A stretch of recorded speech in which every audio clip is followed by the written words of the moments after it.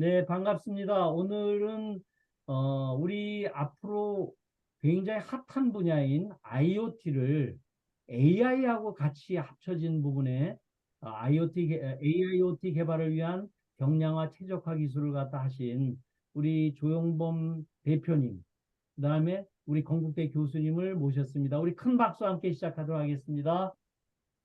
안녕하세요. 예, 방금 소개받은 주인공입니다. 어, 저는 이렇게 잠깐 제 소개를 하면요. 제가 92년도에 미국에서 캐스웨스턴에서 졸업을 하면서 AI 칩을 세계 최초로 칩을 만들어 갖고 졸업을 했습니다.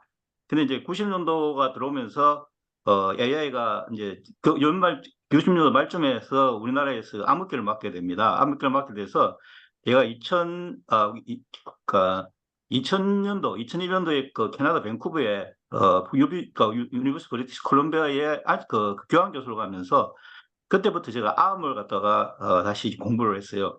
그래서 이제 보면은 제가 AI를 갖다가 한 20년을 하고 그다음에 이제 암 또 인베디드 쪽에 한 20년을 갖다가 경험을 갖고 특히 이제 자이언스를 이용한 뭐 FPGA 같은 거 이런 걸 많이 해서 최근에 이제 논문도 많이 발표하고 했었는데 제가 2000년도 들어와서 이제 AI가 사실은 2016년을 근간으로 해서 파라다임 시프트가 생깁니다. 그 말은 무슨 말이냐면은 2016년 전에 공부했던 사람들은 저와 같은 사람들은 대부분 다 알고리즘을 중심으로 공부를 했어요. 알고리즘에서 AI를 만들어 갖고 직접 PC에서 구현하는 목적을 가지고 했었는데 2016도 이후에 알파고가 발표하면서 알파고 이후 세대들은 이제 오픈 소스라는 개념이 생겨갖고 코드를 갖다가 그냥 다운로드 받아서 쓰게끔 돼 있습니다. 그러다 보니까 지금 중에 공부하는 AI 사람들은 깊이가 조금 얕고 그 대신에 임플리멘테이션에서 굉장히 강화되어 있는 그런 상황입니다. 그러다 보니까 실제적으로 최근에도 많은 AI가 굉장히 발표가 되겠지만은 이거를 자기 거를 만들어 갖고 자기 거를 소화를 시켜서 자기 거를 쓸 수 있는 사람이 지금 현재는 별로 되지는 않아요.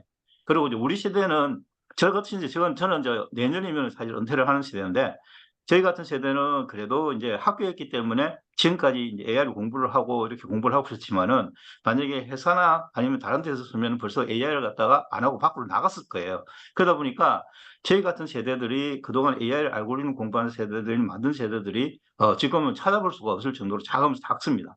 그리고 지금 최근에 나오는 AI 세대들은 아까 얘기했던 오픈 소스 중심의 AI 세대이기 때문에 거의 다 알고리즘 위주보다는 대부분 다 코드 위주로 공부를 해서 코드의 수중을 들어가다 보니까 저희들 같은 조금 어떻게 보면 원천 기술에 대한 것들이 굉장히 미비하다고 볼 수 있습니다. 1년에 AI 알고리즘이 약 1000건에서 한 2000건 정도가 발표가 됩니다. 근데 2000건에서 2000건 정도 발표가 되는데 그중에서 실제로 서바이벌 되는 AI 알고리즘은 진짜 1%, 2%밖에 안 됩니다. 그래서 여러분들 이제 제일 많이 AI 발표를 많이 하는 게 CVPR이라고 컴퓨터 비전 패턴 레코그니션을 하는 이런 컨퍼런스가 세계에서 제일 이제 AI 발표가 제일 빠른 건데 여기에 1년에 3,000건 논문이 발표가 됩니다. 3,000건 논문이 발표가 되는데 그중에서 진짜 쓸 수 있는 논문들은 정말로 30건 이내입니다. 그러다 보니까 사실은 어떤 논문들이 앞으로 발전할 가능성이 있고 어떤 논문들이 좋은 논문인가를 갖다가 서치하는 것도 힘들 정도입니다. 그러다 보니까 우리나라는 AI가 제 당 앞에 있는 게 아니고 제일 변방에 있습니다. 이 시장이 전 세계 시장이 어떻게 구성되어 있냐 그러면요. AI가 90%가 중국하고 미국이 가지고 있습니다. 그다음에 나머지 10%가 나머지 그 중국, 미국 이외의 나라들이 나눠 가지고 있습니다. 그러니까 우리나라가 지금 세계 7위라 그러지만은 사실 세계 2위부터 3위부터 7위, 뭐 10위, 30위까지는 사실 도트로 기적이라고 보면 됩니다. 그리고 이게 원천 기술이 굉장히 중요한 게 지금 오픈 AI가 만든 챗GPT처럼 그런 그 아주 LLM 모델에 대한 어떤 거대 AI를 만들 수 있는 권한이 지금 만약에 그러니까 마이크로소프트나 구글에서 만든 거대 AI를 LLM 모델을 갖다가 상용화시키게 되면은 우리나라 같은 이런 변방에 있는 나라들은 더 이상 할 일이 없습니다. 왜냐하면 그 모델을 가져다 쓸 수 있는 밖에 없어요. 왜냐하면 데이터베이스가 그만큼 구축이 안 되기 때문에 지금 챗GPT를 돌리기 위해서는 데이터베이스, 우리나라에는 데이터 센터 같은 것들이 한 세개가 필요합니다. 세개가 필요하다는 이야기는 전기 소모만 하더라도 거의 모르긴 몰라도 부산이나 대구 정도의 전력 소모가 돼야 됩니다. 그러니까 지금 우리나라에서는 그런 정도의 크기의 LLM 모델을 돌려서 오픈 AI를 만들 수 있는 가능성은 희박하다고 봐야 됩니다. 그러다 보니까 이제 지금 뭐 SK나 이런 대기업에서 하는 것들이 뭐냐면은 한국형 모델을 만들겠다. 그러지만은 이미 오픈 그 챗GPT나 아니면 지금 뭐 구글에서 발표한 AI들은 이미 벌써 트랜스레이션부터 시작해서 모든 것들 한계를 벗어난 상태에 있습니다. 그런데 이게 원천 기술이라는 것이 중요한 것이 어느 정도의 원천성을 가져야만이 거기에 대한 확장성을 가질 수 있는데 우리나라는 계속해서 어플리케이션 위주의 개발을 하다 보니까 대부분 다 기술이 다 대동소이합니다. AI 하는 업체들을 보게 되면 대부분 AI 업체들이 AI 엔지니어들 뭐 두세 명 가지고 시작하는 업체들 대부분이고요. 그 다음에 이게 사실은 오픈 AI만 보더라도 오픈 AI 인력이 650명입니다. 그 다음에 영국에 있는 딥마인드 회사가 1200명의 AI 인력이 있습니다. 우리나라는 지금 AI 인력을 갖다가 쓸 수 있는 AI 인력을 다 합쳐봤자 200명밖에 안 됩니다. 200명이 어떻게 있냐면은 전부 다 각 대학이나 각 연구소 다 흩어져 있죠. 근데 오픈 AI라든가 딥마인드 회사에 1200명이나 650명 되는 AI 인력들이 그 사람들은 회사이기 때문에 한쪽으로 바라봐 그러면 한쪽으로 다 바라볼 수 있는 사람들입니다. 우리나라는 200명의 사람들이 한쪽으로 바라봐 하면은 한쪽으로 바라볼 수 있는 사람이 아마 내가 볼 때는 한 10명도 안 나옵니다.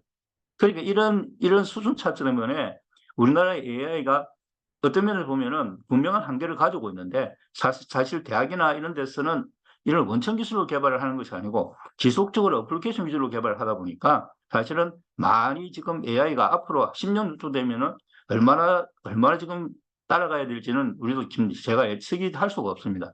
그 제가 이제 이 기술을 개발한 거는 제가 90년도에부터 우리가 이제 실질적으로는 인베디드하고 AI 쪽하고로 몇 번씩 시작을 했는데 실질적으로 제가 이제 저는 학교에 있었기 때문에 학교에서 이제 과제를 신청해서 제가 은퇴가 몇 년 안 남아갖고 과제하고 이거 은퇴하면 되겠다 싶어서 신청했는데 한국의 과제가 이거 개발 못하는 거라서 안 주는 겁니다. 두 번을 떨어졌어요. 그래서 화가 나갖고 여기 왜 우리가 이미 개발해놨는데 왜 개발을 못한다고 해서 과제를 안 주는 애에서 사실은 그때부터 회사를 만들어갖고 신청했습니다. 저희들은 회사는 90년도 9월달에 만들어졌는데 이미 9월달에 만들어질 때 이 과제가 거의 한 80% 정도 완성된 단계였고요. 그 다음에 제가 팁스라든가 산저부 과제를 통해서 좀 더 많은 과제를 완벽하게 만드는 겁니다. 자, 그럼 지금부터 잠깐 개념적으로 설명을 조금 드리겠습니다.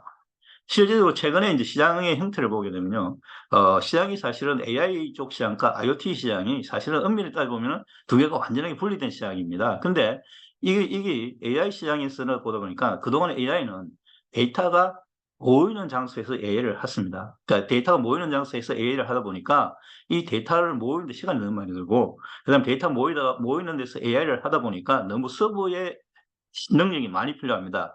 지금 예를 들어서 챗GPT를 돌리기 위한 서버는 지금 엔비디아에서 있는 A100이나 H100 카드가 지금 델리버리 기간이 1년입니다. 1년. 모든 이 AI 리소스를 갖다가 지금 챗GPT에 다 잡아먹고 있습니다. 그러다 보니까 너무 하드웨어 분량이 커져갖고 이게 데이터를 모으는 데서 AI를 돌다 보니까 하드웨어가 서버가 너무너무 필요하고 서버 용량이 너무 중요하게 되다 보니까 이게 너무 서브가 장비 위주의 어떤 AI가 진행되는 한계가 있다 보니까 이제는 데이터가 발생하는 장소에서 AI를 돌리면 어떨까 하는 아이디어가 한 3, 4년 전에 나오기 시작을 했습니다. 데이터가 발생하는 장소는 결국에 말하면은 실질적으로 실시간에 AI를 처리할 수 있는 장소가 필요한 겁니다. 그런데 아직까지 데이터가 발생하는 장소에서 AI를 돌릴 수 있는 그러한 어떤 플랫폼이 만들어지지 않기 때문에 굉장히 이제 고민을 많이 하고 있는 AI 쪽이 고민을 많이 하고 있는 쪽입니다. 근데 IoT 쪽은 이미 노드가 약 10조 개의 노드가 이미 세상에 깔려가 있습니다. 아까 말씀드린 센스 데이터들이 문제가 많이 올라오고 있는데 문제는 못 씁니다. 너무 데이터가 많다 보니까 데이터를 갖다가 클라우드 서비스를 받아서 데이터를 저장을 하거나 처리를 해야 되는데 이 지금 현재 상태에서는 데이터 양이 너무나 많이 올라오니까 처리를 못합니다. 우리 집안만 해도 냉장고, TV, 뭐 가전제품들에 다 데이터가 다 올라오는데 하나도 사용하지 못하고 있습니다. 다 버리고 있습니다. 그 이유가 뭐냐면은 이 데이터가 너무 많다 보니까 데이터를 어떻게 써야 될지를 못합니다. 그리고 보통 일반적인 프로세스를 데이터를 하게 되면은 99%가 다 좋은 데이터가 됩니다. 무슨 말이냐면은 내가 냉장고가 예를 들어서 나쁠 때 내가 냉장고 나쁠 때를 찾고 싶은데 나쁠 때 찾으려고 그러면 그 데이터를 찾기가 너무너무 힘듭니다. 왜냐면 99% 데이터는 다 좋은 때만 올라오니까. 그래서 우선은 그 데이터를 언제가 나빠지는 걸 찾아야 되는데 사실 그런 거를 하려고 그러면 뭔가 좀 인텔리전스한 놈이 중간에 있어야 됩니다. 그래서 IoT 쪽에서는 뭐냐면 노드가 워낙 많다 보니까 중간에 뭔가 한 개 좀 똑똑한 놈이 있어갖고 요 놈이 데이터 처리를 해주면 좋겠다는 니즈가 나왔고 그 놈을 우리가 IoT에서도 엣지라는 이름을 붙이고 AI에도 엣지라는 이름을 붙였습니다. 엣지가 이제 가장 그 변방에 가 있는 그런 디바이스라고 보면 됩니다. 근데 이제 아직 엣지라는 엣지 디바이스를 이름을 붙였는데 AI 속에서는 AI는 뭐냐면은 엣지 디바이스를 엣지 AI 또는 온 디바이스 AI를 그렇게 얘기를 합니다. 하는데 이제 문제는 뭐냐면 이게 과연 얼마만큼 작아야 이 엣지라고 붙일 수 있느냐. 이게 대해서 지금 미국에서도 지금 이제 2년 전부터 이야기가 되기 시작을 하고 있습니다. 하고 있는데 아직까지 엔비디아사 같은 경우에는 최근에 이제 엔비디아 올인 나노가 만들어지면서 가격이 299달러, 399달러가 되면서 이 30만 넘어가게 됐습니다. 그래서 엄밀한 의미에서 저는 엣지 ART로 위한 엣지 디바이스 장르는 언더 30만 원을 생각합니다. 왜냐하면 실질적으로 시장에 나서 갖고 시장에서 AI를 돌리려면 IoT 쪽에는 워낙 방대하기 때문에 그게 굉장히 비싼 기계를 놓으면 너무 고가가 돼갖고 안 되니까 최소 언더 30만 원 이하의 기계에다가 AI를 돌릴 수 있어야만이 이게 AIoT라고 지금 엄밀하게 이야기하는데 그 이제 엔비디아사에 나와 있는 그 제이슨 보드는 이미 그 범위를 지금 현재는 올린으로 통해서 넘어갔습니다. 사실 그러면 이제 엣지를 올릴 수 있는 보드들이 보면은 지금 이제 55달러 정도 하는 라즈베리라든가 그 다음에 한 100달러 정도 하는 오렌지 파이 보드 등 이런 보드가 있고요. 그 다음에 이제 중국 락칩에서 나오는 3399라든가 3388 이런 칩들을 만든 보드들이 있습니다. 과연 이제 그런 보드에 AI가 올라가느냐 이런 것이 이제 가장 큰 관건입니다. 물론 이제 그 텐서프로 라이트 같은 버전이 있어갖고 우리가 작은 마이크로 프로세서에 AI를 올릴 수 있는 것들은 있습니다. 근데 이제 DBT가 가지고 있는 기술은 우리가 일반적인 오픈 프레임워크에서 동작하는 뭐 굉장히 많은 오픈 프레임워크 AI들이 있습니다. 그 AI들을 경량화시켜서 올리는 기술을 이야기하는 거지 우리가 특정한 타겟 보드를 위해서 만들 수 있는 AI를 이야기하지 않습니다. 왜냐하면 사실 타겟 보드에 만들어진 AI들은 텐서프로 라이트 같은 경우에는 사실은 굉장히 정확도가 많이 떨어집니다. 그래서 그는 워낙 작게 만들다 보니까 근데 저희들이 하는 일은 최소한 정확도는 1, 2% 손해를 보지만은 경량화를 갖다가 65%, 70% 시켰어. 우리가 일반적인 PC에서 돌아가는 AI를 갖다가 그대로 우리가 라즈베리라든가 오렌지 파이보드에 올릴 수 있게끔 만들자 하는 것이 사실은 저희들 DBT의 기술입니다. 그걸 위해서 설명을 드리면요. 실질적으로 이제 경량화 최적화 기술이라는 것은 YPO 프레임워크는 크게 나누면 두 가지의 그 기술을 갖고 있습니다. 먼저는 AI가 이제 AI를 잘 보시면은 AI가 가장 중요한 거는 알고리즘과 그 다음에 알고리즘에 의해서 만들어진 웨이트 파일이 굉장히 중요합니다. 왜냐하면 우리가 학습을 시킨다는 이야기는 무슨 말이냐면은 그 알고리즘의 내부에서 갖고 있는 웨이트 파일을 갖다 변화를 통해서 답을 만들어내는 방법입니다. 딥러닝이라는 것은 무슨 말이냐면은 이 웨이트의 깊이가 굉장히 깊어갖고 실제적으로 깊이가 깊으면 컴플렉시티가 훨씬 높아져갖고 많은 계산량이 할 수 있게끔 되어 있습니다. 그 대신에 아까 얘기했듯이 계산량이 늦은 것들은 우리가 워낙 깊기 때문에 시간이 많이 걸리는 거죠. 그래서 이제 문제는 그 미니마이즈 시킬 수 있는 그러니까 계산량을 미니마이즈 시킬 수 있는 그러한 알고리즘이 필요한 겁니다. 그게 이제 우리가 경량화라 그러는데 일반적으로 우리가 이제 딥러닝이 되면서 워낙 그 깊이가 깊어졌고 웨이트가 많아졌기 때문에 우리가 일반적으로 학습을 시키게 되면 최소한 30% 정도의 웨이트는 사용하지 않습니다. 무슨 말이냐면 우리가 사람도 마찬가지예요. 뉴런이라는 것을 우리가 10의 구성계의 뉴런을 갖고 있는데 우리가 10의 구성계의 뉴런이 매번 우리가 센싱할 때마다 다 동작하지는 않습니다. 특정한 경우는 그 센싱을 하더라도 거의 뉴런의 한 3분의 1, 3분의 2 이상은 동작하지 않습니다. 무슨 말이냐면 학습을 시키지 않았다는 이야기입니다. 우리가 일반적으로 뉴럴넷도 마찬가지입니다. 이 뉴럴넷도 학습을 시키다 보면은 학습 패턴에 따라서 웨이트가 전혀 학습되지 않는 그러한 파트가 나오는데 문제는 사람이 그 부분이 어떤 부분 찾아내지를 못합니다. 왜냐하면 워낙 이게 웨이트가 스프리트 되어 있기 때문에 그래서 이제 가장 중요한 거는 이 YBP 프레임워크에는 AI 알고리즘이 들어가 있습니다. 이거 사람이 하는 게 아니고 AI가 웨이트를 쓰느냐 안 쓰느냐 놈을 찾아냅니다. 찾아내고 처음부터 안 쓴 놈을 다 없애버리고 그 다음에 좀 작게 쓴 놈을 없애버립니다. 작게 쓴 놈을 없애버리면 좀 정확도는 떨어집니다. 그렇지만 작게 쓴 놈을 그러니까 그냥 큰 거를 없애는 것이 아니고 작게 쓰는 놈을 없애기 때문에 우리가 정확도는 손해를 보기는 분명히 봅니다. 그렇지만 손해를 작게 보는 방향으로 없애는 겁니다. 그래서 우리가 압축을 하는데 오토 ML이라는 AI 기술을 갖다가 지금 압축을 하고 있고요. 근데 문제는 이제 압축을 해서 올린다 그래갖고 사실은 또 보드가 돌아가지 않습니다. 보드라는 것이 사실은 우리가 IoT 쓰는 보드는 굉장히 뭐 M4라든가 아니면은 뭐 ARM 코텍스 뭐 7, A7 같은 거 이런 걸 쓰는데 굉장히 프로세스가 낮은 버전인데 이 버전에서 사실은 AI 알고리즘 돌아가지 않죠. 돌아가더라도 굉장히 시간 오래 걸리는 거죠. 그래서 이제 그걸 하기 위해서 프로세서 성능을 갖다가 극대화시킬 수 있는 또 기술이 필요합니다. 그래서 이 두 개가 어떻게 보면은 AI 알고리즘의 경량화 기술은 사실은 2018년도에 중국에 있는 청와대학교 교수가 만들어 있는 그 알고리즘을 갖다가 기본으로 프로그래밍 등록 알고리즘 기본으로 만드는 거고, 그다음에 프로세스 성능 리소스 최대화 비법은 우리가 얘기하는 병렬 처리라든가 패럴 프로세싱 쪽에 어떤 방향을 써서 우리가 작업을 했기 때문에 이 두 개가 돌아가지 않으면은 AI 프레임워크가 실질적으로 IoT 보드에 돌아간다고 개런티를 못 합니다. 저희 같은 회사들이 전 세계에서 없지는 않습니다. 몇 개 있습니다. 한국에도 노타라는 회사가 있는데, 노타는 뭐냐면 아까 경량화는 잘하는데 최적화를 못하기 때문에 아직까지 최적화된 IoT 보드에 돌아가는 기술을 저희들 받았지는 못했습니다. 경량화는 저희들만큼 하고 있습니다. 그래서 세계에서 보면은 경량한 회사는 많고 그 대신에 이렇게 그 AIoT 보드에 돌아갈 수 있는 아직까지 최적화되어 있는 회사는 전 세계적으로 없습니다. 그래서 지금 이제 가장 앞서가는 회사가 아까 얘기한 그 제이슨, 그 엔비디아의 제이슨 보드인데 아까 가격이 지금 워낙 올라갔고 이제 그것도 좀 문제가 좀 이따 문제를 설명을 드리겠습니다.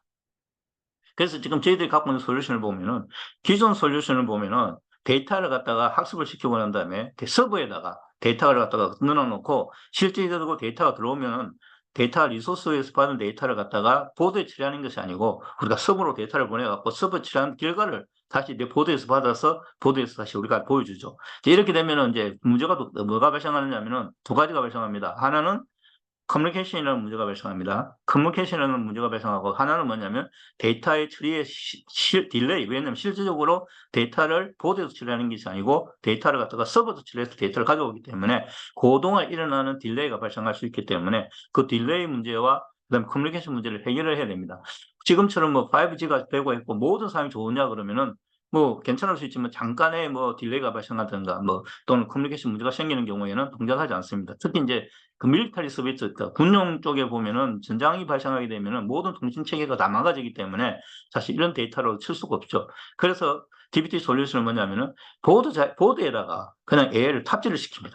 그래서 보드에 탑재를 시키기 때문에 보드 통신을 안 하고 보드에서 그냥 AI를 처리해서 데이터를 결과를 주기 때문에 엄밀한 의미에서 보면은 엣지 AI의 가장 기본이 우리가 로컬라이즈, 그러니까 로컬라이즈 모든 문제 체계를 갖다가 로컬에서 다 처리해버릴 수 있는 그러한 기술을 가질 수 있는 것이 DBT 솔루션이고 현재로서는 DBT 이렇게 처리할 수 있는 방법은 DBT 솔루션이 전 세계적으로 유일무이하다고 볼 수 있습니다. 지금 이제 보통 우리가 지금 최근에 엣지에서 이제 엣지 이야기가 이제 굉장히 많이 나오는데 엣지에서 AI를 구현하는 방법은 크게 보면 세 가지 방법이 있습니다. CPU 돌리는 방법, GPU 돌리는 방법, NPU 돌리는 방법이 있습니다. 자, 우리가 가장 쉬운 GPU 방법을 갖다 많이 쓰면은 제일 좋죠. CPU 방법은 우리가 일반적으로 모든 대부분 프로세서는 다 CPU를 갖고 있기 때문에 돌리면 됩니다. 근데 문제가 안 돌아가는 게 뭐냐면은 CPU는 이게 계산을 갖다가 그러니까 우리가 인공지능에 맞춰서 만들어진 게 아니고 보편화되어 있는 프로세스를 동작하기 때문에 메모리가 작고 그다음 CPU 성능도 최저화되어 있지 않기 때문에 잘 안 돌아갑니다. 그래서 CPU에 돌릴 수 있는 방법은 물론 돌리면 좋은데 지금 돌릴 수 있는 것들이 저희들 테스트를 해보게 되면 퀄컴밖에 없습니다. 퀄컴의 스냅드래곤은 DSP 모듈이 우리가 이야기하는 NPU가 갖고 있기 때문에 DSP 모듈을 돌리면 돌아갑니다. 근데 실제적으로 그렇지 않은 데는 지금 현재 뭐 한두 개 지금 제품화돼서 나오고는 있는데 제가 이야기하는 아까 CPU가 그러니까 AI가 돌아간다는 이야기는 PC에서 돌아갈 수 있는 AI 오픈 프레임워크를 경량화시켜서 우리가 이런 최적의 보드에 돌아가는 것을 이야기하는 거지 알고리즘을 수정을 해갖고 작게 만들어서 돌리는 것은 이야기하지 않는 겁니다. 그래서 우리가 일반적으로 지금 현재 CPU 버전은 지금 돌아갈 수 있는 것이 없다고 봐야 됩니다. 두 번째는 GPU 보드, 이제 GPU 보드가 돌릴 수 있는데, GPU는 아까 엔비디아사가 워낙 갖고 있는, 특허를 갖고 있는 버전이고, 그렇기 때문에 잘 돌아갑니다. 문제는 뭐냐면은, 이제 GPU도 쓰려고 그러면은, 우리가 엔비디아사에서 나와 있는 TensorRT라든가, 지금 CUDA라든가 이런 걸 써야 되기 때문에 이제 뭐, 물론 당연히 MPU도 많이 써야 되기 똑같은 범위지만은 특별한 툴을 써야 되고, 그 다음에 아까 얘기했듯이 수백 개, 수천 개의 GPU가 병렬로 칠하기 때문에 진력 소모가 큰 편입니다. 열이 많이 발생합니다. 그래서 여러분들 이제 엔비디아 제품을 사보면은 제이슨 보드 제품은 아직까지 디벨롭 키트입니다. 커머셜 버전 아닙니다. 그래서 이 말은 무슨 말이냐면은 열에 대해서 열의 현상이 발생해서 시스템이 죽더라도 거기에 대한 책임을 지지 않겠다는 이야기입니다. 이 엔비디아사는 아직까지 이제 지금 현재 커머셜 버전을 파는 거는 제이슨 보드 중에서 보면 AGX라고 가장 비싼 200만 원짜리 보드만 지금 현재 커머셜 버전을 팔고요. 나머지 NX나 그다음에 나노 버전은 아직까지 커머셜 버전을 파지 않고 디벨롭 키트만 팝니다. 그 디벨롭 키트가 지금 $299, $399 하기 때문에 너무 비쌉니다. 그죠? 가격이. 그다음에 이제 MPU. 이제 최근에 이제 그래서 MPU가 굉장히 많이 만들어졌습니다. MPU가 많이 만들어졌는데 이제 MPU가 지금 현재 전 세계적으로 내가 지금 카운트가 안 됩니다. 얼마나 많기 때문에. 지금 전 세계에서 제가 볼 때 한 3,400군데가 지금 만드는 것 같고요. 우리나라만 하더라도 20-30군데 회사가 지금 MPU를 만들고 있는데, 아직까지 우리나라 회사 중에서 커머셜라이즈 된 회사는 아무도 없습니다. 그리고 전 세계적으로 이제 커머셜라이즈 돼 있는 회사가 몇 군데가 있는데요. 가장 앞서간 게 이제 이스라엘의 헤이로라는 회사가 가장 앞서가고 있습니다. 저도 헤이로를 이미 써봐서 잘 압니다. 근데 문제는 뭐냐면은, 너무나 일반 유저가 쓰기 어렵습니다. 암호입니다, 암호. 이거 쓰려고 그러면은 적어도 이것만 공부를 한 달, 두 달 해야지 계속 쓸 수 있는 정도고, 자기 개인 알고리즘 올라 그러면은 MPU 안 돌아갑니다. 그 말은 무슨 말이냐면은, 지금 200-300개 회사가 돌아가는 MPU가 아키텍처 다 틀립니다. 다 틀리다 보니까 문제는 규격이 다 틀리고, 하는 방법이 다 틀립니다. 그렇기 때문에 이 MPU가 지금 현재 우리나라에 가장 최근에 뭐 MPU 하면 5개가 이제 최근에 가장 큰 회사들이 있는데 SK에서 만든 사피온 같은 MPU도 사실은 말만 자기들만 이야기해서 뭐 엔비디아보다 빠르다 이야기하죠. 근데 실제적으로 우리가 이야기하는 건 뭐냐면은 사피온에 가장 일반 공유된 오픈 AI 프레임이 돌아가느냐는 걸 따져야 됩니다. 왜냐면 지금 현재 가장 많이 사용하는 알고리즘이 열로입니다. 열로 VAC 가장 많이 사용하는데 열로 알고리즘 과연 그러면은 사피온이 돌아가느냐? 안 돌아갑니다. 그 무슨 말이냐면은 그걸 돌리기 위해서는 중간에 소프트웨어 개발을 갖다가 컴포전 시키는 작업을 어마어마하게 해야 되는데 알고리즘 놓을 때마다 그런 어마어마한 작업을 해야 됩니다. 그러다 보니까 실질적으로 사피온이 팔리지 않는 이유 중에 하나가 이게 누구 쓸 사람이 아무도 없어요. 그거를 개발할 수 있는 사람이 없는 겁니다. 우리나라에서 나오는 MPU가 뭐 내가 지금 아마 보편화된 MPU가 뭐 지금 판다고 이야기하나 일반 회사들은 팔지는 않습니다. 왜냐하면 그 컨버전을 해줘야 되기 때문에. 그렇기 때문에 MPU는 지금의 내가 볼 때는 이런 문제를 해결하지 않으면 MPU는 앞으로 영원하다고 볼 수 있습니다. 다만 MPU에서 만약에 해결한다 그러면 MPU 구조를 아키텍처를 갖다가 표준화를 시켜야 됩니다. 우리가 이제 표준화를 시켜야 되는데 자 문제가 MPU가 표준화되면 어떤 문제가 생기냐 그러면은 큰 회사가 도미네이트 해버립니다. 인텔이나 뭐 AMD가 MPU를 만들어버리면 그 회사가 훨씬 더 잘 만들기 때문에 도미네이트 해버리기 때문에 그래서 지금 MPU는 제가 볼 때는 이런 형태로 가게 되면 10년이 지나도 MPU는 커머셜라이즈 안 된다고 볼 수 있습니다. 그래서 결국에는 쓸 수 있는 방법이 CPU와 GPU 버전밖에 없는데 아직까지 CPU 방법은 상당히 어렵습니다. 왜냐하면 일반적으로 CPU에서 플로팅 포인트 연산을 쓰려고 그러면 보통 인테저 연산보다 한 6클락이 더 필요합니다. 그렇기 때문에 이미 우리가 보통 연산자들이 플로팅 포인트 32비트로 되어 있기 때문에 플로팅 포인트 32비트를 갖다 계산하려고 그러면 CPU에서는 일반적인 인테저 동작 속도보다 6배가 떨어진다고 보면 됩니다. 그렇기 때문에 동작시킬 수 있는 방법이 없습니다. 그래서 저희들이 하는 거는 플로팅 포인트를 안 쓰고 인테저를 씁니다. 그러니까 플로팅 연산을 다 인테저로 변경시켜 쓰면은 CPU에서 돌아갑니다. 그래서 저희들 DBT 솔루션을 보면은 65%에서 75% 경량화 기술을 가지고 있고요. 그 다음에 CPU, GPU, MPU의 모든 프로세스 사용 가능하게끔 병렬 처리를 합니다. 그 다음에 아까 얘기했듯이 하드웨어 구조에 맞게끔 AI 알고리즘 수정을 하는데 이건 무슨 말이냐면은 아까 얘기했듯이 그러니까 CPU가 돌리려고 그러면 인테저 버전을 만들어야 되는데 인테저 버전을 무조건 뭐 노멀라이즈해서 돌린다고 되는 게 아닙니다. 인테저 버전을 돌리더라도 인테저를 만들더라도 가장 플로팅 포인트하고 가장 비슷하게 우리가 소수점하고 가장 비슷하게 만들어줘야만이 정확도가 안 떨어지겠죠. 그죠? 그래서 그러한 기술을 이제 저희들이 소유하고 있기 때문에 저희들이 테스트를 해보면은 거의 플로팅 포인트 연산자를 쓰나 인테저 연산자를 쓰나 거의 성능이 비슷하다고 보면 됩니다. 최근에 저희들이 이제 그 ITS 회사에서 요청을 해갖고 지금 테스트하고 있는데 그 인테저 버전을 쓰면은 인티저 버전 쓰더라도 거의 정확도는 거의 비슷하다고 지금 나오고 있어갖고, 뭐, 그렇게 보면 됩니다. 그럼 YB표는 원래 이제 어떻게 구성되어 있느냐? 실질적으로 이제 제가 처음에 YB표를 만들 때는, 이 인터넷에서 서비스 하게끔 만들었습니다. 이거 뭐냐면은, 우선은 이쪽에 머신 비전 쪽은 이제 회사에서 해야 되는 겁니다.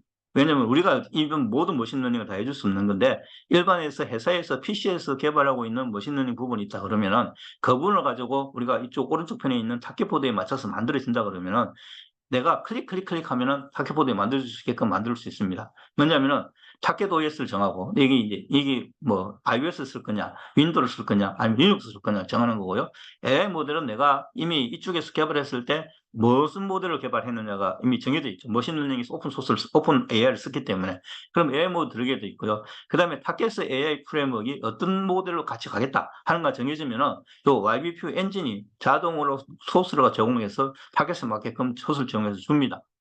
그러니까 이게 이제 YB표 엔진은 이미 한 12개 AI 프레임워크에 대해서 옵티마이즈를 다 해놨습니다. 내부에 클로닝, 컴프레셔, 옵티마이즈, 런타임 모든 모델을 다 갖고 있기 때문에 요놈이 다 알아서 정리를 해서 내가 필요한 타켓보드에 맞춰서 제공을 하게끔 되어 있습니다.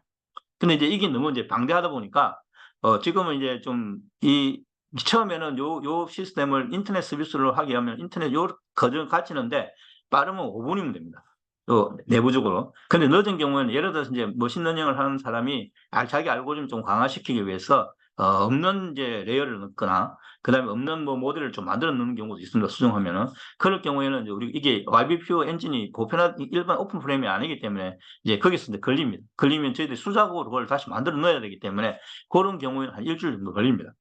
그래서 그런 경우 아니면은 아까 얘기했듯이 이게 보통 하루 작업이 다 끝나는 이야기입니다. 클릭하면 끝나는 이야기인데, 근데 이게 이제 가장 지금 현재 시장상에서 어떤 게 뭐 걸리냐 그러면은 앞에 머신러닝 쪽에서 걸렸습니다. 왜냐면은 이 회사에서 머신러닝을 지금 현재 IoT 목적으로 돌리는 회사가 그렇게 많지는 않더라고요.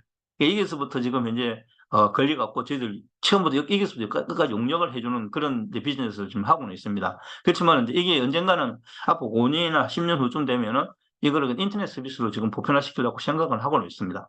근데 이제 지금 아직까지 그게 지금 받을렉이 아직까지 머신러닝을 회사에서 쓰는 데가 많지는 않더라. 그러다 보니까 우리가 이제 케이스 바이 케이스로 저희들이 개발을 해갖고 이제 그렇게 하려면 데이터를 모아야 되고 데이터를 러닝을 시켜야 되고 그 러닝 모델을 가지고 이제 이런 단계를 걸어가야 되니까 저희들 용역을 갖다 보통 3개월 용역을 받습니다. 3개월 용역 받으면은 한 1, 2개월은 보통 이제 머신러닝을 하는데 시간이 걸리고 또 뒷부분은 우리가 투닝하고 하는 데는 보통 한 달 정도 잡고 있습니다. 그래서 3개월 용역을 받고 있고요.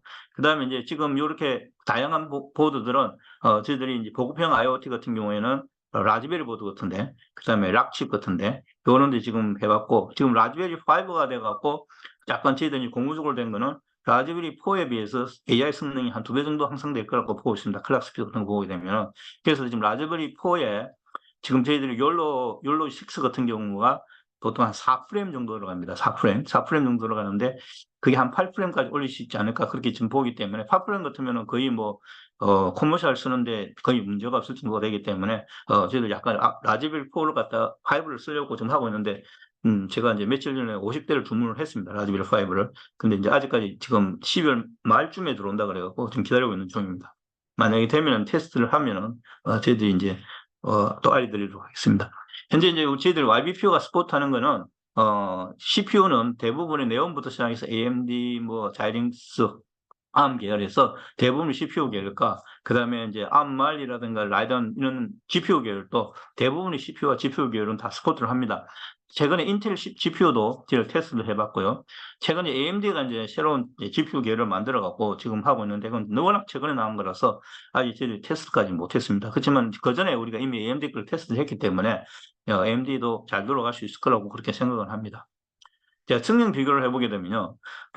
이제 재밌는 거는 엔비디아 나노보드에다가 원래 이제 엔비디아사에서 저거는 쿠다 DN을 텐sorRT를 올린 거 있고, 저희들 DBT, YBP를 올린 두 가지 버전이 있습니다. 그 다음에 라즈베리 보드에는 이제 쿠다가 안 올라가니까, 저희 엔비디아사가 안 올라가니까 우리 것만 올릴 거고요. 락칩도 우리 것만 올렸습니다. 이렇게 비교한 이유가 뭐냐면은, 라즈베리 보드는 이제 보드 그대로 팝니다. 이 원래 지금 $55, 옛날에 $35였는데, 최근에 $55 하고, 이제 라즈베리 5가 $65로만 올라갔는데, 그러니까 라즈베리 4 같은 경우에는 그러니까 처음부터 CPU만 있는 버전이기 때문에 아예 처음부터 우리가 구단 안 올라가니까 우리 거 몰린 거고요. 그다음에 이제 라즈베리 보드는 보드들을 그대로 사갔어야 되는데 이제 이게 싫은 사람들이 많습니다. 왜냐하면 보통 매니팩처링 하는 사람들은 자기 온보드를 만들고 싶어 하니까요. 온보드를 만들고 싶어 하는 사람들은 락칩이라고 3399 칩이 이제 라즈베리 칩과 그저 비슷합니다. 그래서 그거를 사용하게 되면은 이제 저희도 요 비교하는 욜로라는 오픈 포즈는 이미 오픈 프레임입니다. 오픈 AI 프레임워크이기 때문에 이제 비교가 됩니다. 근데 이제 아까 엔비디아 제소는 3에서 4프레임 정도 들어가는데 왜 그러냐면은 엔비디아 나노는 이게 올린 나노가 아니고 일반 옛날 나노는 사실 CPU를 안 씁니다. 그러니까 무슨 말이냐면 엔비디아사의 특징은 뭐냐면은 그 AI에서는 GPU만 사용합니다. 그러니까 GPU만 사용하니까 CPU가 4개가 놀고 있습니다. 그렇기 때문에 CPU 4개가 놀고 있다 보니까 우리는 엔비디아 우리 걸 올리게 되면은 GPU, CPU 다 씁니다. 그러다 보니까 속도가 빨라질 수밖에 없죠. 그럼 라즈베리도 지금 이제 7에서 10프레임 나오고 락키도 7에서 5에 7프레임 나오는 거는 우리가 백본 조금 수정을 했습니다. 여기 지금 요 정도 넣을 수 있게끔요. 그러니까 수정을 하게 되면은 성능이 열로포도 굉장히 올라갈 수 있습니다. 그다음에 오픈 포즈는 뭐냐면은 이제 그 사람의 비헤이비를 파악하기 위해서 사람의 간질 정보를 26개 간질 정보를 이용해서 이제 하는 건데 이제 이것도 테스트를 해보니까 지금 현재 비슷하게 한 10에서 한 12프레임 정도로 이렇게 나오는 걸 테스트를 저희들이 했습니다. 그다음에 이제 모바일 환경은 보면은 엔비디아사는 지금 아까 이게 GPU를 계산하기 때문에 워낙 방전 GPU를 동시에 계산하다 보니까 전력 소모가 많은 편입니다. 15W 정도 되다 보니까 15W 같으면은 이 드론에 타기 쉽지 않습니다. 그죠? 15W 쓰니까. 근데 라즈베리 포나 이렇게 락치 같은 경우에는 싱글 GPU만 쓰기 때문에 우리가 별로 열 발생하는 일이 좀 작습니다. 그래서 5W 정도 씁니다. 그래서 5W 같으면은 우리가 드론에 올라가도 충분히 쓸 수 있지 않을까 하는 그렇게 생각을 하고 있습니다. 그다음에 이제 결론적으로 말하면은 저희들 갖고 있는 기술은 아까 얘기했듯이 인공지능 알고리즘 경량화 기술입니다. 경량화해서 65%, 60%, 75% 정도의 경량을 시키는 기술하고요. 그다음에 CPU, GPU, NPU들을 갖다가 다 병렬치를 할 수 있게끔 할 수 있는 병렬치 기술. 사실은 이 2번 기술이 실질적으로 굉장히 어려운 기술 중에 하나입니다. 1번 기술은 이제 논문도 많이 나와 있고 따라가면 많이 할 수 있다고 보지만 2번 기술은 논문도 없고 해서 쉬운 데가 별로 없습니다. 그다음에 이제 제일 중요한 게 뭐냐면 저희들이 지금 엔지니어가 9명이 있는데 저까지 10명입니다. 9명 있는데 9명 다 AI 전문가들입니다. AI 엔지니어들만 지금 제가 키우고 있기 때문에 실질적으로 AI 알고리즘을 저희들이 하는 건 뭐냐면은 아까 얘기한 그 CVPR에서 나와 있는 알고리즘들을 갖다가 논문이 발표되면 저희들이 거기에서 어떤 것이 필요한지를 갖다가 논문을 갖다가 한번 다 테스트를 해봅니다. 그러니까 이제 제일 중요한 게 뭐냐면 알고리즘을 갖다가 공부하는 친구들은 제일 중요한 게 논문을 발표하는 알고리즘을 직접 구현해서 성능을 갖다가 얼마큼 확인을 할 수 있는 정도 실력이 돼야지 우리가 보통 AI로서의 엔지니어로서의 가장 최적화된 엔지니어라고 봅니다. 왜냐면은 논문 가져가고 사실은 논문 보고 AI 알고리즘 만들어내는 사람들이 생각보다 작아요. 그런데 왜냐면 지금 논문들이 대부분 AI 발표는 논문을 발표하기 때문에 이게 뭐 오픈소스 나오는 것 같으면 보통 한 1, 2년 정도 늦다고 보면 됩니다. 그래서 오픈소스에서 AI가 발표된 걸 가져왔을 때 같으면 이미 1년 전에 발표돼 갖고 이미 어느 정도 쿠킹되어 있는 오픈소스이기 때문에 우리가 이미 AI를 갖다가 1년 후에 최저 기술을 갖고 오는 거라 보고 되고요. 그 전에 이제 볼 수 있는 거는 가장 빠른 것이 12PR이 1년에 2번을 열리기 때문에 가장 많은 논문이 발표되는 거고 그 중에서 가장 좋은 논문들이 많이 발표됩니다. 그래서 12PR에서 논문을 갖고 와서 그거를 자기 거를 만들 수 있느냐 없느냐의 능력이 제일 지금 AI 알고리즘 학 사람들 제일 중요합니다. 근데 그런 사람들을 얼마만큼 많이 갖고 있느냐가 앞으로 AI의 발전을 하는 데 있어 갖고는 굉장히 중요한 요소가 될 겁니다. 그냥 AI를 돌릴 수 있다는 게 중요한 게 아니고 남이 발표한 알고리즘을 자기 거로 소화시킬 수 있느냐 하는 것이 굉장히 중요한 개념입니다. 그래서 이 3번이 이제 저희들 입장에서는 3번이 굉장히 중요한 콜신이고요. 회사 입장에서는 1, 2분을 해야만이 아까 IoT 보드 위에다가 AI가 올라갈 수 있다. 이렇게 볼 수 있습니다. 자, 이제 잠깐 데모를 보여드리겠습니다. 일반적으로는 지금 이제 얼굴 인식인데 보통 이제 이 얼굴 인식을 하는 장비들은 이제 많이 나와 있죠. 그럼 나와 있는데 대부분 경우가 보통 하드웨어 가격이 한 30만 원에서 60만 원 정도 하드웨어에서 올라가는 가격입니다. 저희들은 이게 5만 원짜리 지금 삼성구구에 5만 원짜리 보드 올라가는 건데 이 AI 알고리즘이 올리는데 실질적으로 얼굴 인식하는데 AI가 3개가 필요합니다. 뭐가 3개가 필요하냐면은 그냥 한 개만 돌려고 얼굴 인식이 하는 겁니다. 3개가 필요한 게 뭐냐면 처음에 빅박스라고 그래갖고 얼굴 부분만 박스 찾아내는 부분이 하나 있고요. 두 번째는 얼굴을 갖다가 비교를 해서 내가 이 사람이 얼마큼 근접하냐를 찾는 방법이 하나 있습니다. 이 두 가지죠. 그 다음에 세 번째는 뭐냐면은 사실은 이 카메라를 쓰기 때문에 카메라는 뭐냐면은 3D 정보를 2D로 바꿔서 우리가 보여주는 겁니다. 그렇다 보니까 사진을 갖다 가지고 사진을 지금 2D 정보를 2D로 바꿔도 카메라는 몰라요. 근데 이제 인식을 할 때는 보면은 카메라로 내가 사진을 찍어갖고 사람 얼굴 대이면은 인식을 합니다. 근데 이제 그걸 방지하기 위해서 페이스 앤드 스푸핑이라는 알고리즘을 넣어야 됩니다. 근데 이게 이제 페이스 앤드 스푸핑 알고리즘은 우리가 보통은 카메라 두 개로 스테레오 비전을 많이 찾는 것이 굉장히 많은데 저희는 싱글 카메라로서 이 알고리즘을 넣은 겁니다. 그래서 실질적으로 보면은 페이스 인식을 얼굴 인식을 하더라도 요 세 가지 알고리즘이 돌아가기 때문에 이 세 가지 알고리즘 돌리는 데는 사실 리소스가 만만치 않습니다. 만만치 않기 때문에 사실은 라즈베리나 RK 3399로 돌아간다는 것은 생각지도 못할 정도입니다. 근데 저희들이 이제 라즈베리를 지금 현재나 3399로 돌려서 만들면 라즈베리 아까 얘기했죠. $55. 그다음에 3399 칩 만들더라도 한 5만 원 정도 만들기 때문에 5만 원짜리 보드에 얼굴 인식이 된다고 보시면 됩니다. 그래서 이제 이걸 갖다가 이제 굉장히 많은 아까 우리 일반적으로 웰패드 같은 데가 이제 가정 아파트에 완전히 쓸수 있는데 웰패드 같은 데 이제 올리면은 사실은 어느 정도 그러니까 모든 아파트에 다 얼굴 인식이 되지 않을까 하는 생각도 하고 있고요. 그다음에 이제 가장 이것도 중요한 거는 실질적으로 이제 가정용에서는 우리가 이제 보통 일반 이제 지금 우리가 납품된 데가 어디냐면은 건설회사에 납품을 했습니다.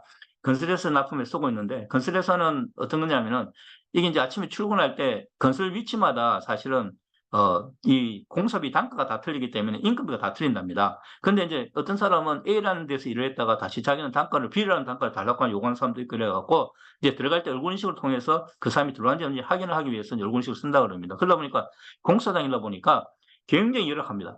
무슨 말이냐면은 조명도 열악하고 빛도 열악하고 그다음에 뭐 헬멧 쓰고 마스크 쓰고 하면은 전혀 인식을 못 합니다. 그래서 이제 헬멧 쓰는 건 오케이. 근데 마스크 쓰는 건 안 된다. 해서 우리 만드는 건데 그러다 보니까 이제 거기에서 얼굴 인식을 통해서 저희들이 굉장히 많은 노하우를 지금 현재 취득해 갖고 이게 지금 현재 이미 그 LG U 플러스를 통해서 공사장에서 사용을 하고 있는 그런 알고리즘입니다. 근데 이제 그때는 보드가 워낙 3399 보드가 워낙 이제 좀 이게 아까 보드 가격만 지금 한 5만 원도 안 하는 보드라서 워낙 안 되는 게 많아갖고 저희들이 조금 더 이제 보드를 업그레이드 시키고 좀 더 좋은 성능을 좀 많이 넣으려고 지금 생각하고는 있습니다. 그래서 이거는 이미 커머셜라이즈 돼 있어갖고 시중에 지금 이제 판매하는 거고 아까 보면 요 거리는 이게 이 고개가 좌우로 돌리는 거, 요 아래 위 거리는 고개가 아래 위로 숙이는 것에 대해서 요 거리가 조정이 되기 때문에 이거를 가지고 사람이 얼마나 정면을 바라보느냐를 갖다 측정하고 난 다음에 테스트를 합니다.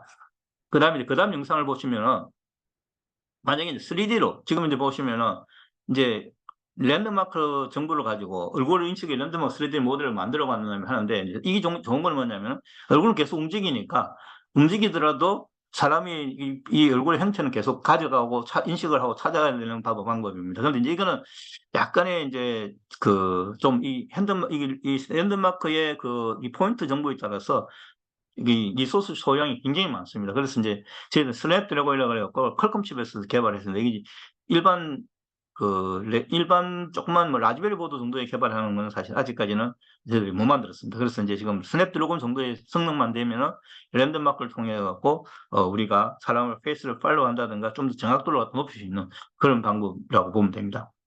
그다음에 이제 아까 오픈 포즈를 가지고 이제 만든 겁니다. 오픈 포즈를 가지고 이래서 공격한다든가 그다음에 이제 넘어진다든가 그다음에 이제 뭐 일으킨다든가 그다음에 앉는다든가 거꾸로 간다든가 뭐 이런 정보들을 갖다가 이제 오픈 포즈를 가지고 정보를 가지고 다시 학습을 시켜 갖고 만든 이런 겁니다. 이것도 다 우리가 3399라든가 라즈베리에서 지금 돌아가는 것들입니다.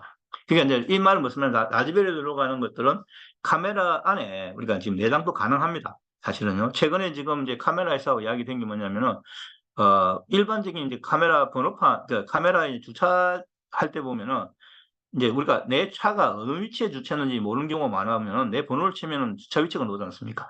이제 그때에 의해서 뭐냐면은 주차 번호, 그러니까 내가 라이센스 플레이트하고 주차장 위치를 파악하기 위해서 그 카메라 안에다가 라이센스 플레이트 디텍터를 넣어달라고 이야기를 하는 데가 있습니다. 그래서 지금 그거 때문에 지금 작업을 하고 있습니다. 왜냐면 카메라 안에 있는 프로세서 안에 우리가 번호판을 갖다 인식할 수 있는 그 AI를 갖다 넣어갖고 그건 번호판 정보를 갖다가 주면은 그게 이제 카메라가 위치 정보를 가지고 이제 그 자기가 어느 위치에 자동차 번호판을 치면 어느 위치에 돼 있다는 걸 하는데, 뭐 그 회사 이야기는 한 달 한 400대 팔린다 그러니까 저희들이 이제 조금 매출 올리지 않겠나 이렇게 기대를 하고 있습니다. 저는 어쨌든 지금 그런 작업도 지금 하고 있습니다. 그래서 지금 요런 적도 요거는 이제 게임 회사에서 이제 이야기는 하고 있는 건데, 그 게임 회사에서 저희들한테 요청이 뭐냐면은, 이 사람들이 이제 핸드폰 게임을 하다 보니까 이게 이제 출퇴근할 때 게임 많이 하는데 이 그냥 게임만 하니까 재미없다 이거지. 총을 들어가고 총을 쏘는데 요 게임이 굉장히 많이 하는 모양이에요. 총을 쏘는 거에 따라서 진동을 좀 달리게 해주면 좋겠다. 그래서 총 종류를 갖다가 영상에서 인식을 하고 난 다음에 총 종류에 따라서 진동의 형태를 다르게 하는 걸 갖다 만들었어요. 근데 만들다 보니까 이제 그 게임에서는 이제 일단 그렇게 만들고 들어가니까 뭐 벌써 이미 인식을 하더라고요. 이거 페이크다.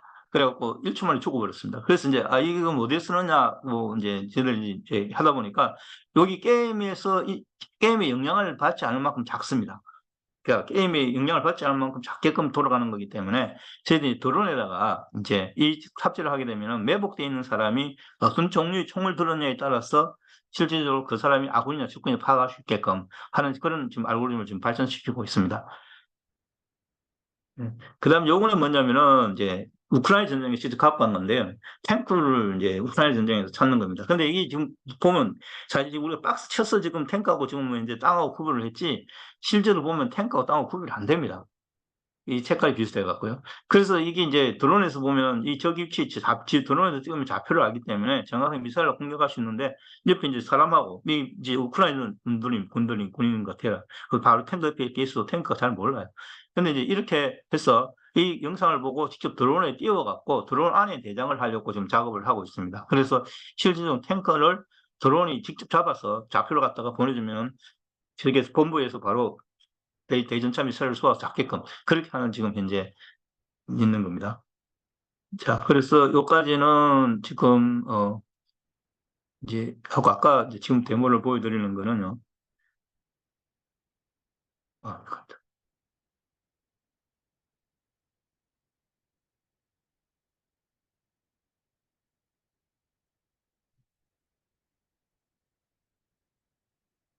예, 요거는 이제 최근에 저희들이 지금 하고 있는 것 중에 하나인데, 이게 이제 스몰 오브젝트 디텍션입니다. 무슨 말이냐면은, 저기 지금 한 2km 밖에 정도에서 지금 이제 촬영한 건데요. 영상인데, 지금 이 차 종류를 지금 보면 다 디텍트를 하지 않습니까?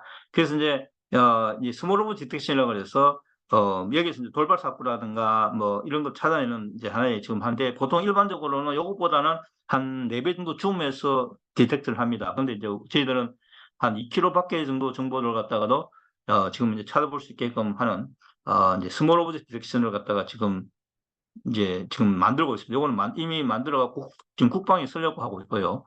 그다음에 이제 또 한 개가 보면은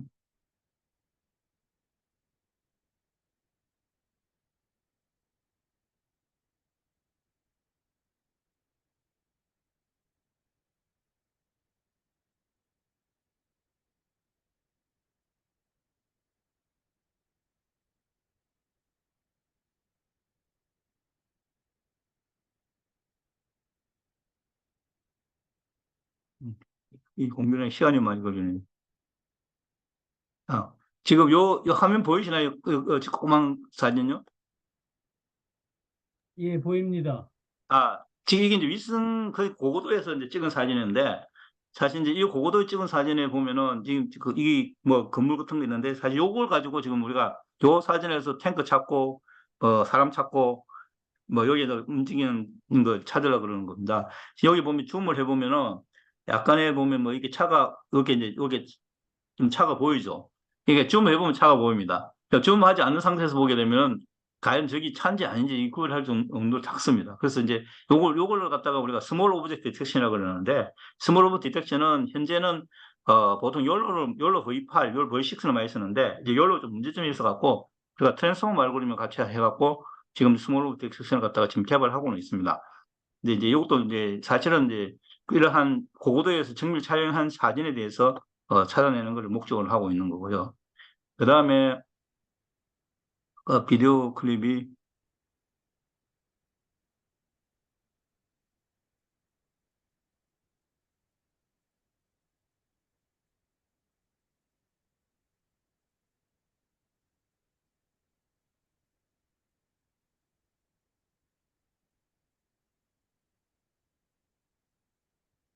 보이십니까? 예, 아직 안 뜨는데요. 아, 그러면 다시 하겠습니다.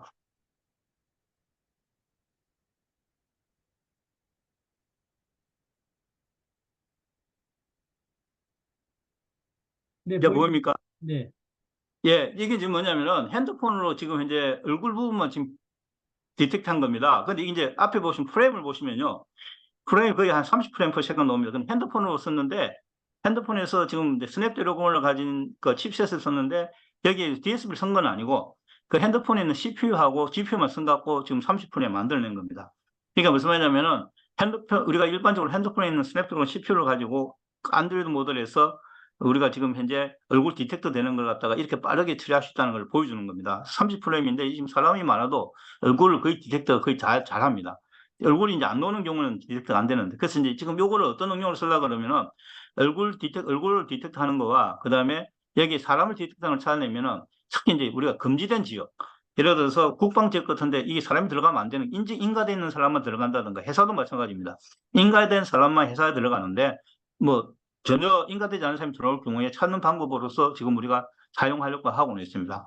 그래서 이게 얼굴 인식을 하고 난 다음에 얼굴 디텍터를 하고 나면 얼굴 인식까지 하게 되면 여기 이제 꼬리표가 하나 붙여갖고 꼬리표로서 이 사람이 누구다라는 걸 찾아내는데 만약에 이제 예를 들어 인가된 사람 같으면 표시 없고 인가되지 않은 사람은 빨간색으로 표시를 하게 되면은 아까 얘기했듯이 뭐 예를 들어서 내가 특별한 지역에 인가되지 않은 사람이 들어왔을 경우에 찾아내는 방법 중에 지금 하나로서 지금 우리가 좀 테스트를 하고 있습니다. 자, 여기까지가 대충 오늘의 그 대마고 설명입니다. 혹시 예, 질문해 주시면 감사합니다. 질문 자, 제가 답변하겠습니다. 질문 몇 개 좀 드리겠어요. 예, 예. ET 회사명의 ET는 뭐의 약자인가요? 인베디드 아, 테크놀로지입니다. 인베디드 테크놀로지. 예, 그 미국명은 YPU는 용범 프로세스 유니트 맞습니까? 예, 맞습니다. 예, 이게 우리 한국 기술, 원천 기술 부분이 사람 이름이 좀 들어갈 수 있는 자랑스러운 이 기술로 좀 됐으면 좋겠어요.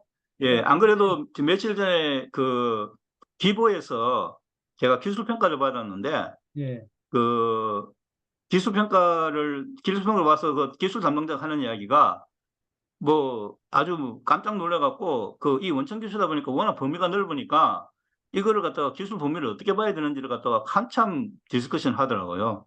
그러니까 원천 이게 적용될 수 있는 범위가 너무나 넓기 때문에 예, 예. 어 그러니까 이게 원천 기술이 중요한 것이 이제 그런 것 같아요. 원천 기술은 아까 원천적으로 만든 기술이기 때문에 기술 범위를 갖다가 굉장히 다양하고 포괄적으로 넓혀갈 수 있기 때문에 그래서 우리도 지금 마케팅 잡을 때도 우리가 지금 회사가 지금 막 시작하고 마케터가 없습니다. 사실은 제가 기술만 개발하는 회사라서. 그래서 이 마케팅을 어떻게 잡아야 될지 그것도 사실 고민하고 있는 것 중에 하나입니다. 우리 기술 독립군하고 제가 지금 그 부분을 우선 좀 연결을 좀 계속 할 거고요. 예. 제가 오늘 느낌은 우리 지금 전 세계가 인공지능 AI만 사실은 올인을 하고 있는데 인공 감각, 우리 오감, 인공 감각에 사실은 우리가 선택과 집중을 안 되는 쪽에 우리 들어가 가지고선 우리가 승부가 안 나거든요. 그래서 인공 감각 IoT 부분 쪽으로 할 수 있는 부분을 우리들이 지금부터 원천 기술을 가지면 좋겠다 이런 생각이고요. 그 다음에 아까 말씀드렸던 IoT의 에너지 자립형 부분을 붙일 수 있다 그러면은 굉장히 그 부분도 원천 기술입니다. 그래서 예. 미국서 에디슨 상도 맡고 있었던 부분이 때 붙이면 굉장히 좋겠었고 이 부분에 대한 어플리케이션은 무궁무진할 것 같아요. 인간이 모든 부분이 오감서부터 시작해서 눈, 귀, 코, 입, 혀, 이 신체 오감부터 시작해서 육감, 머리로 가는 건데 지금 전부 머리만 가지고 지금 인공지능을 하고 있거든요. 근데 저는 오감부터 시작할 수 있는 부분에 대한 부분 쪽으로 굉장히 해야 된다. 그래서 저는 이제 그런 부분에 대한 백그라운드가 있기 때문에 우리 조용범 대표님을 코엑스에서 길거리 캐스팅을 한 거예요.